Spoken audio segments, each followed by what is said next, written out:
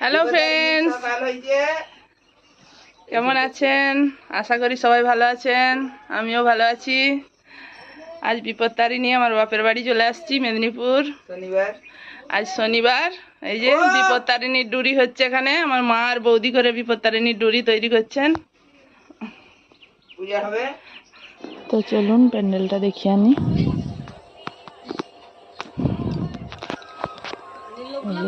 এখানে প্যান্ডেল হয়েছে, সবাই আনাজ কাটতে বসে গেছে সকালবেলায়। এটা আমার পিস্তত দাদা। আজকে শীতলা পূজা আছে।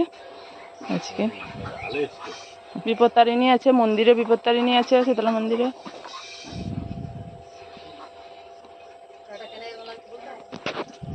আর এই যে বৌদি, পাড়ার বৌদি মটর সিদ্ধ করতে দিচ্ছে গ্যাসে। আমি গ্যাসটা ধরিয়ে দিয়েছি।